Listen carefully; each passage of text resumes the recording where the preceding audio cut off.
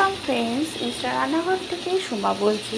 আজকে নিয়ে এসেছি চিচিঙ্গা ছেচকি। একদম সিম্পল, কিন্তু খেতে খুবই ভালো লাগে। এই চিচিঙ্গা ছেচকি সিম্পলভাবে করে দেখাবো। প্রথমেই আমি চিচিঙ্গাটা কিন্তু তুলে নেব খুব ভালো করে। এই চিচিঙ্গা ছেচকি দিয়ে কিন্তু যদি ভালোভাবে করা যায় তাহলে কিন্তু এই দুই পুরো ভাত খাওয়া হয়ে যায়। দেখো, চিচিঙ্গাটা আমি আগে ছুলে নেব। চিচিঙ্গাটা ছুলে নিয়ে ভালো করে আমি ডুমু ডুমু করে কেটে নেব। কেটে নিয়ে ভালো করে আমি ধুয়ে নিয়েছি।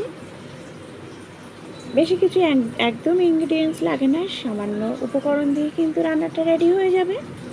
দেখতে থাকো তোমরা। কড়াইতে আমি তেল নিয়েছি, খুবই সামান্য তেল।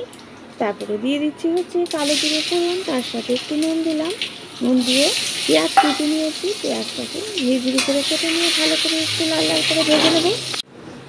তারপরে চিচিঙ্গাটা আমি দিয়ে দেবো। পেঁয়াজটা লাল হয়ে যাবার পর দেখো পেঁয়াজটা ঠিক এরকম লাল হবে। তারপরে দিয়ে দেবো হচ্ছে চিচিঙ্গাটা দেওয়ার পরে কিন্তু পরিমাণে কিন্তু অনেকটাই কমে যায়, সেই জন্য নুনটা কিন্তু একদম ভিজিয়ে দেবে।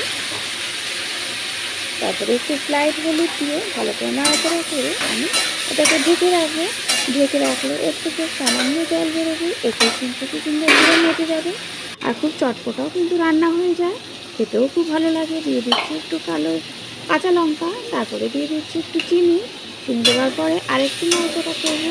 করে দেখো খুন্তি দিয়ে একটু ভেঙে ভেঙে দেবো যাতে সব ভালো মতো মজে যায়।